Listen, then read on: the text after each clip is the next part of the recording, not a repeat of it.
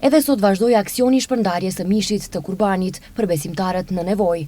Nga Myftinia e Tetovës ka njoftuar se janë shpërndar mbi 1500 pako mish kurbani për besimtarët në nevojë të rajonit të Tetovës, por edhe për shumë institucione e ndërmarrje.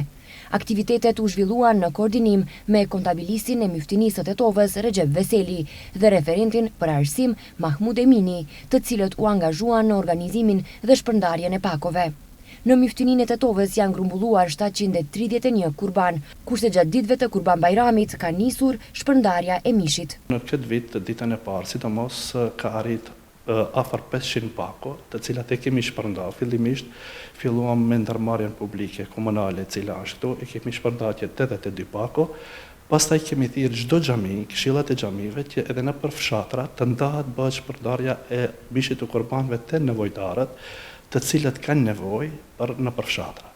Dhe po ashtu në Tetovë këtu kemi shpërndar edhe ata nevojtarët të cilët kanë ardhur janë paraqitur, kanë lënë numrat e tyre në Myftini dhe ne atyre i kemi thirrë dhe u kemi ndarë mishin e kurbanëve.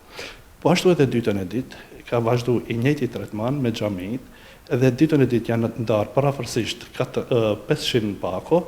Dhe e njëjta procedurë ka shkuar me xhamit dhe me nevojtarët të cilët kanë pas nevojë për mishin e kurbanëve. Ditën e tretë, po ashtu apo edhe thirrja e kurbanëve, edhe ditën e tretë ka pas afër të 400 pako, të cilat janë shpërndar po ashtu në fshatrat e komunës Tetovës edhe komunat tjera të cilat janë në rrethinën e Tetovës, dhe njëkohësisht duhet të përmendim se ditën e tretë është bë edhe shpërndarja e pakos me bashkëpunim me Spitalin Klinik të Tetovës, për të cilët janë ndarë afër 40 pako.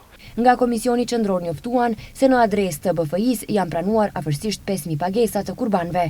BFI kishte kontaktuar thertore të cilat plotësojnë të gjitha standardet islame, bashkohore dhe higjienike.